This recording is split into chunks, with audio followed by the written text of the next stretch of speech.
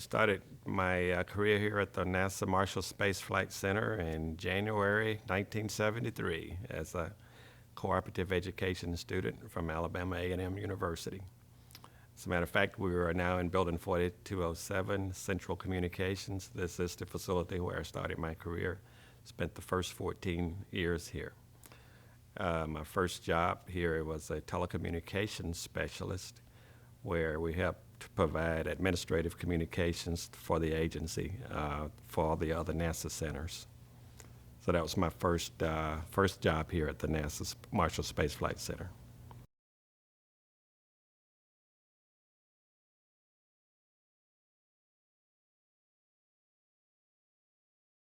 I initially started here in telecommunications, but as my career progressed, I started doing other jobs. Initially, I was a program analyst here in telecommunications. Then eventually got a position in the facilities office as a program analyst officer. Then I actually came back here after telecommunications and the computer services office merged to become the information systems office. I headed up the resources management branch. I did that job for several years. I eventually got a position as director of the business management office for what is now the Center Operations Directorate. After that job, the position for the Equal Opportunity Office came open. I was encouraged to apply for that position and was selected for it in the mid-90s. And I served in that position for about 6.5 years. Yes, after that, I was selected for the Senior Executive Service Candidate Development Program, which was about an 18-month leadership development program. After graduating from that program, I was selected as the Director of Center Operations at the Glenn Research Center. That's where I entered into the Senior Executive Service. I headed that organization for a couple of years, and the position of the Deputy Director of Center Ops came open here back in Huntsville, so it was an opportunity for me to get back home to Huntsville. I came back. 10 months later, I was asked to go to NASA headquarters, where I headed up the Institutions and Management Directorate as Associate Administrator. I served in that capacity for 7 months, and then was selected as the Associate Deputy Administrator for the agency. And that's the position I held until retiring in December 2010.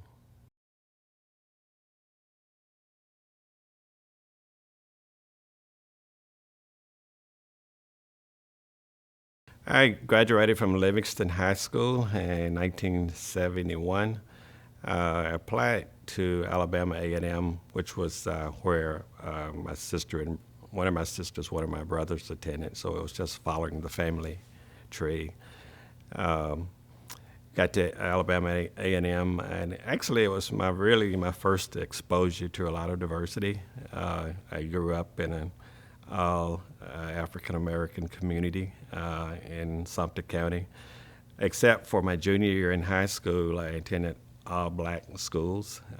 My junior year, I actually attended basically an all white high school that were like 18 black students and several hundred white students. But the very next year, I attended the same school. There were several hundred black students and 2 white students. All of the white kids transferred to a private school for that year. It's called the Sumter Academy. I assume it's still there. So when I arrived at Alabama A&M, although it's an HBCU, we had, and I believe still have, a lot of students from different countries around the world. And that was really my first interaction with a lot of people different from me, actually. So it was my first foray into diversity. Well, like most students, I needed funding. So one of my friends from Livingston High School that we were in college together, he stopped by my dorm room and said he was going to go down and apply for the co-op program. And when you apply, you don't know where you might get an assignment.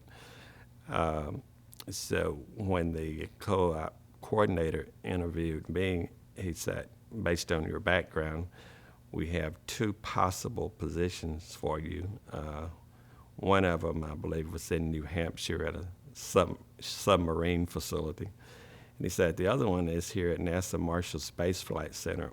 Which one would you like to pursue? And I said, let me think. I'll take the one here.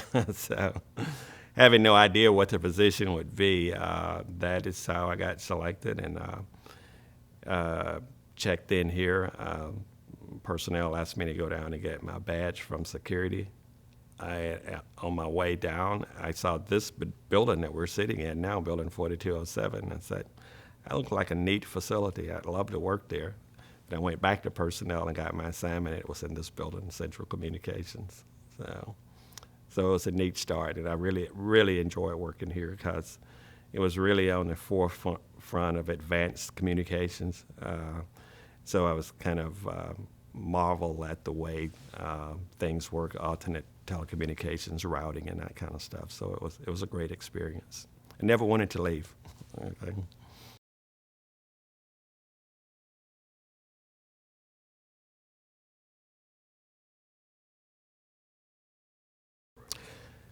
A lot of mentors, but I didn't really call it that because didn't even realize that's what it was.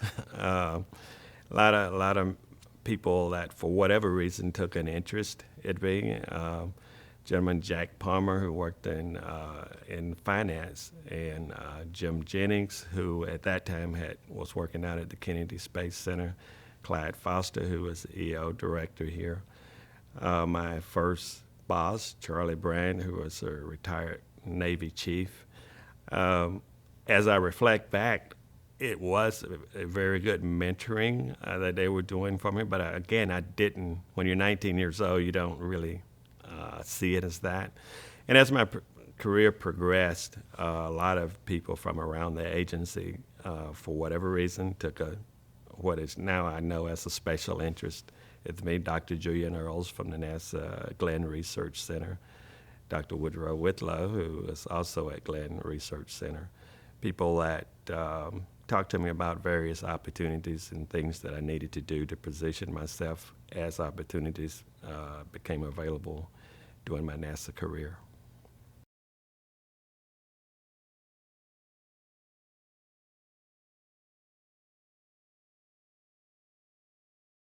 Actually, I'm very encouraged at the state of STEM education, particularly from a NASA perspective. One thing about NASA, even when I was a NASA employee, NASA didn't leave the development of the STEM pool up to the education system, so to speak. NASA was always involved in growing the STEM pool of young graduates, young people, because they knew, eventually that is what it would take to sustain the agency. So NASA funding, and still today, has a lot of outreach, even at the elementary stage throughout high school and college, and encouraging STEM education. And when I worked here, NASA invested a lot in minority education for STEM students.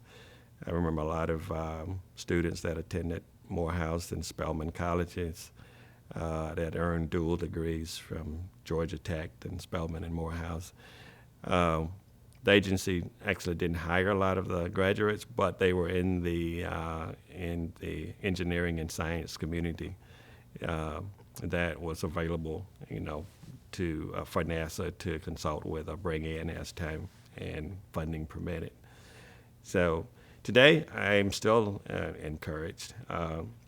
We don't see a lot in the news cycle about a lot of students who's pursuing STEM education, but I am highly encouraged. Alabama A&M, where I attended, their new School of Engineering, are producing a lot of STEM students as well as doctoral students, particularly in physics. So I think the state it's better than it used to be and continues to improve.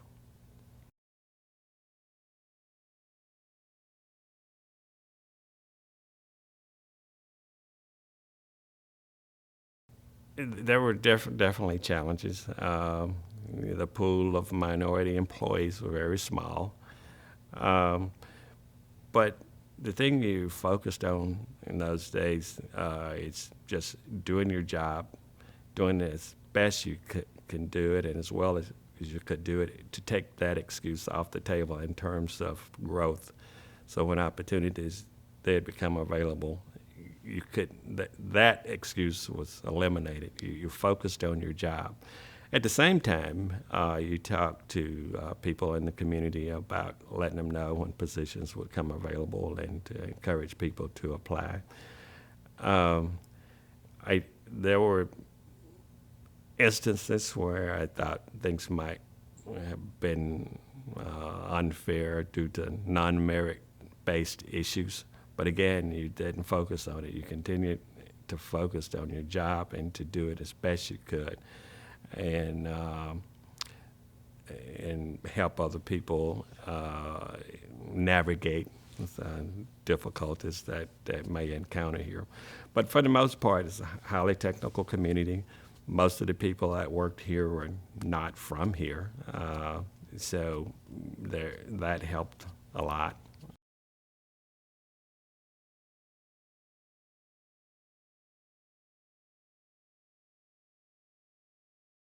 I knew of him. I knew some of the great work he was doing in helping EEO, and as importantly, diversity, because those two things are different. One, EEO helps get you into the workforce. Diversity helps you manage more of a diverse workforce, and Clyde was certainly on the forefront of that.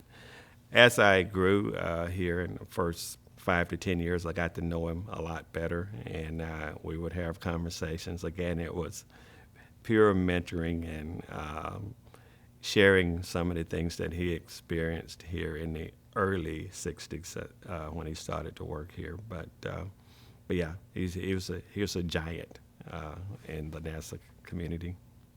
James, he was and is and always will be a giant in the NASA community. Really forward thinking, both strategically and tactical thinker. He has helped so hundreds of people of all stripes, so to speak, and he shared his experience. He talked about things that you need to do and the difficulty. He's also the one that it would encourage you to don't hesitate to take different jobs, whether it's here or at any other NASA center, knowing that it may be difficult family-wise, but figure out a way to do it to help build your resume. But he is a giant. If there was a NASA Hall of Fame, he would be in it. You have to work at it.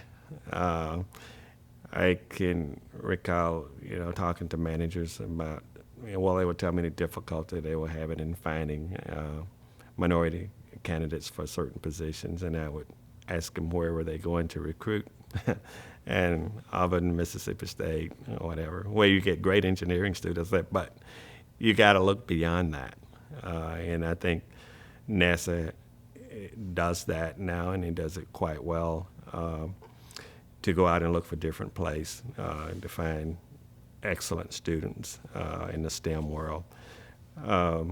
NASA does a good job to send engineers out, to talk to colleges and universities, even programs where NASA employees actually go out and teach, and sending employees that looks like the students they're trying to recruit. So those things are tremendously helpful.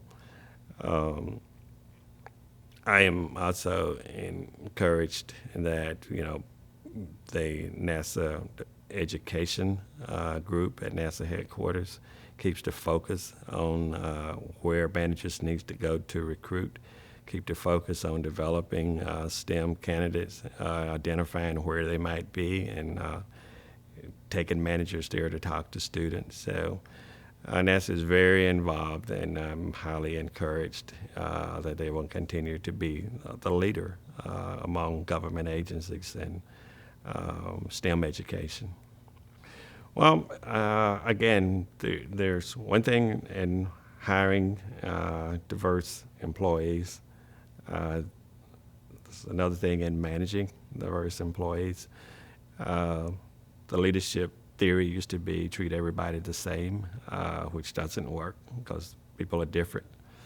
Uh, when you have a diverse pool of employees, you need to understand what motivates them based on their own background and where they may come from. So treating everybody exactly the same just doesn't work anymore. I would highly encourage all leaders to get to know the employees and find out what motivate each of them. It takes a lot of work, it takes a lot of time, but at the end of the day, it helps produce a better product.